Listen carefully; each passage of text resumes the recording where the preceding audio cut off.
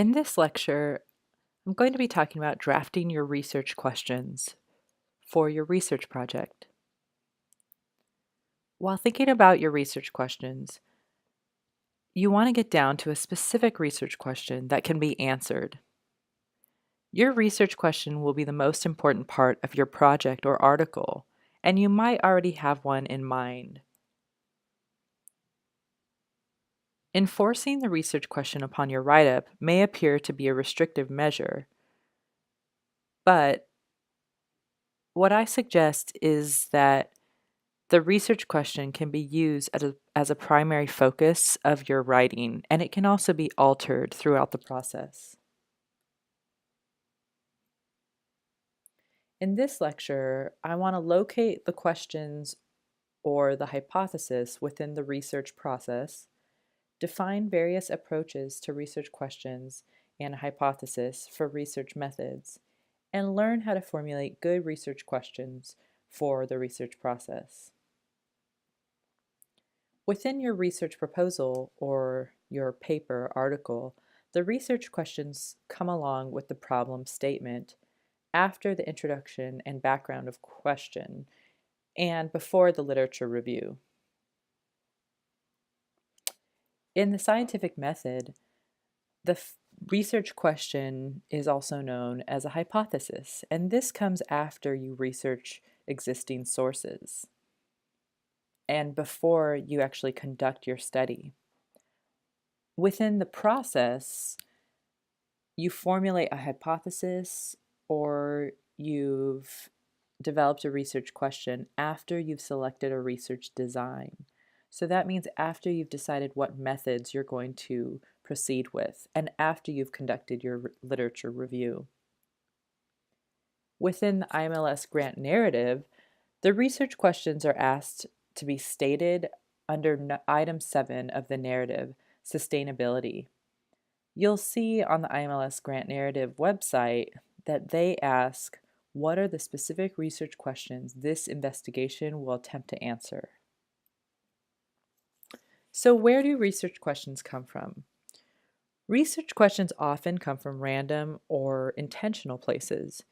You might have had a hunch about a topic you wanted to study or something you knew was missing within knowledge and deserved your research attention. There are 3 different places that research questions often come from: everyday life, practical issues, and past research. You may have observed in everyday life that there's a question that you've come across, and you can draw from personal experiences to come up with a question from your own everyday experiences. You may have noticed within the library, you might have a research question within your everyday work in the library, such as what are the reading habits of adult within the mystery fiction collection? And that might just have been an observation that you had from your everyday work. Another place that research questions come from are practical issues.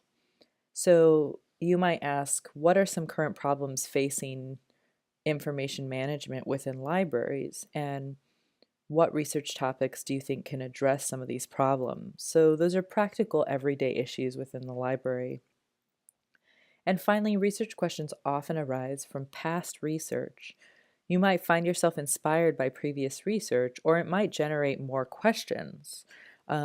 This often comes from the literature review you've conducted. You might see that there's a gap in the knowledge of the literature review, or you really disagree with some of the findings within literature review.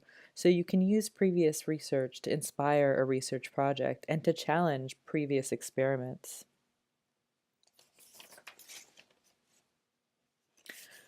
Qualitative researchers ask at least one central question and several sub-questions when they're generating a research question. In a qualitative study, you will usually start with 1 or 2 central questions, such as what are the reading habits of tweens in a school media center? And these will be the main questions that you're conducting your research around. The questions may also mention the participants and the site for research. So in this example, we have tweens, those are going to be the participants, and the school media center is the site.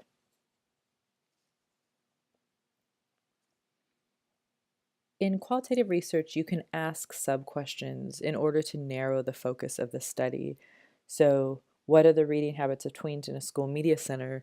You might narrow that to some sub-questions. You might ask, what are the reading habits of tweens in a school media center during focused programming, or specifically look at spatial reading habits. Where do tweens go in a school media center? Or you might have a sub-question about technology. In qualitative methods, you begin the research question with what or how to convey an open design process. And you focus on a single phenomenon or concept. You often use exploratory verbs that convey the language of the design. So you might say that the study will do the following. It will report, describe, discover, seek to understand, or explore a process. You should also expect that the research questions might evolve and change during the study with your emerging design. In qualitative research, there's a continual review and reformulation of your question as you collect data. So you want to use open-ended questions that will not generate a yes or no answer, but will generate complex results. Here's a formula for qualitative research questions. You want to specify the participants and the research site for the study if that information had not yet been given within your paper or project. So you will ask, how or what is the blank story for the narrative research, or the meaning of the phenomenon, or the theory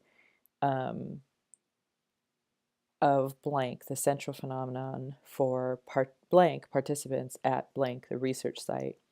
One example of this is, how do early adolescent females read literature that falls outside of the realm of fiction?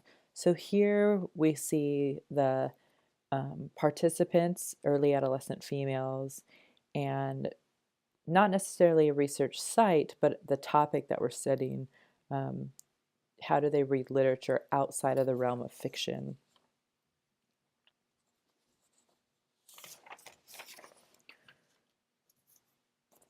So in qualitative research, you're asking about a specific process, issue, or phenomenon that you're going to explore or describe. Qualitative research often generates data as it's collected, and the researcher gains new insights into what's being studied during the process of collection. So another example of a question that we might ask for qualitative research are, what are the social or cultural characteristics of a highly successful workplace where information is organized well and accessed easily? Now, this is going to be a process, so you might not know the answer. You certainly won't know the answer before you've done the research. And as you're conducting research, you might adjust this question according to the process and according to the data that you've collected. Within quantitative research, you may have a question or a hypothesis. Quantitative researchers write either or. The quantitative researcher question or hypothesis includes the variables that are described, related, or compared with the independent and dependent variables measured. The hypotheses are predictions about the outcomes of the results. Quantitative hypotheses are predictions that the researcher will make about an expected outcome.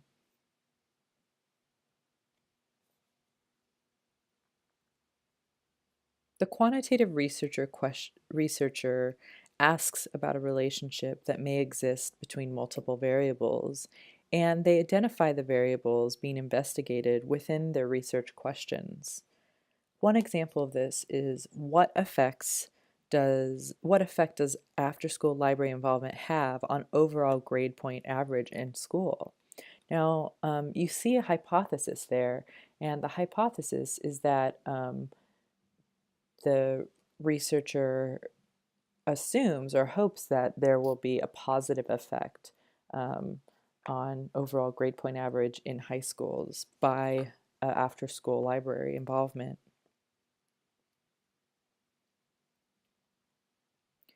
In the mixed methods approach, the method or the content of study is emphasized within a research question. So this approach actually mentions the method or content of study.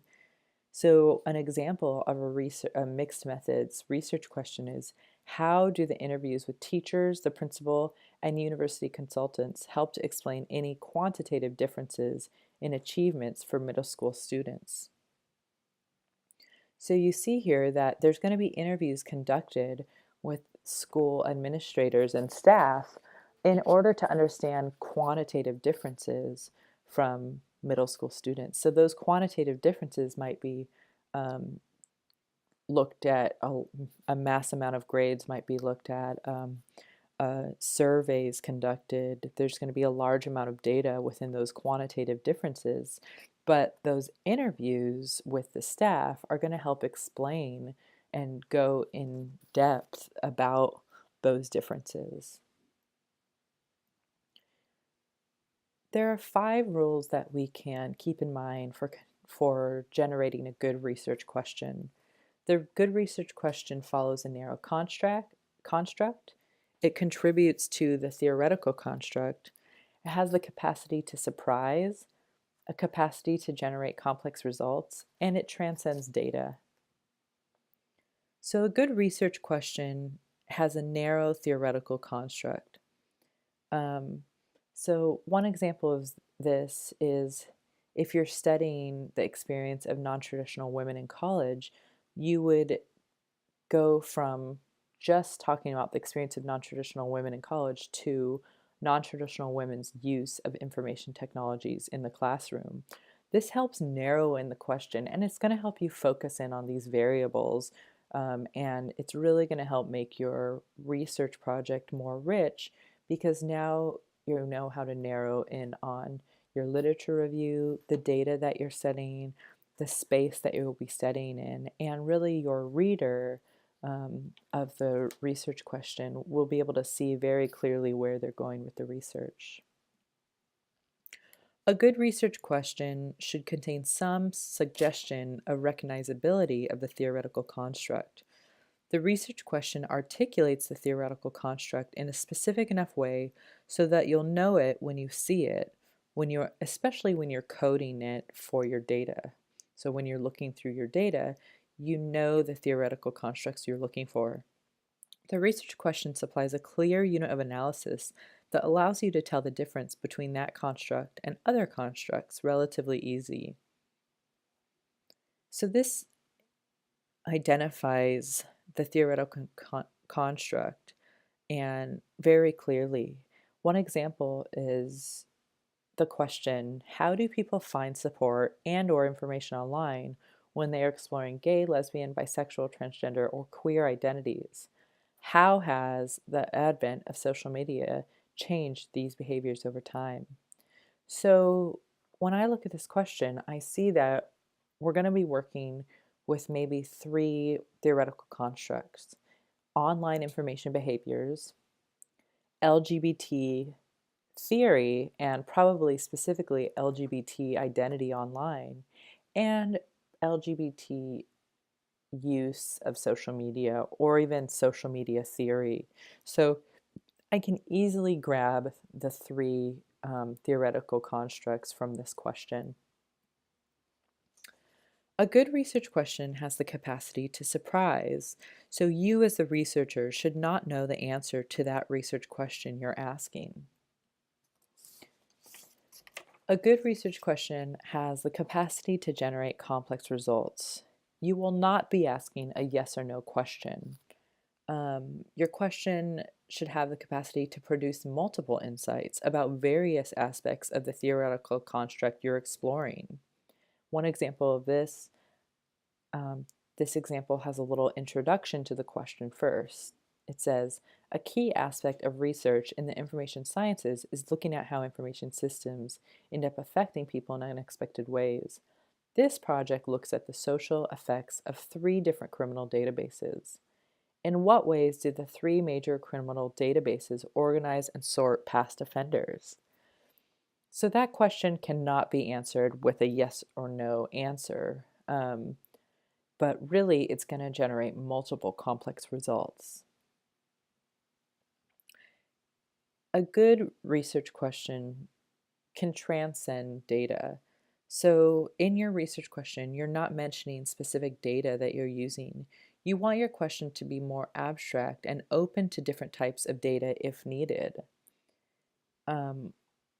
So one example of this, how do LIS researchers and practitioners conceptualize disability and accessibility? Now, this question does not tell me what type of data that is going to be used. One caveat to this is the mixed methods approach, which I had mentioned earlier, often does signal what type of data you're going to be using because you're going to be explaining why qualitative and quantitative are used together to complement each other. Here's some prompts for producing research questions that produce robust findings. You might use these to generate your research questions. You can ask, what is the nature of? What are the functions of? What are the mechanisms by which? How do blank perceive blank? So you'd plug in your variables there. What factors affect? What strategies are used? How do blank respond? What are the effects of? What is the relationship between? And how is blank defined by blank? Under what conditions do? So you plug in your variables that you're interested in studying within these research questions, and you can really produce more robust findings when you're asking these open questions. One challenge for you, write down all the questions that come to mind around your project, even if you know they're not questions you would want for your study. Formulate them with the research questions that produce robust findings prompt.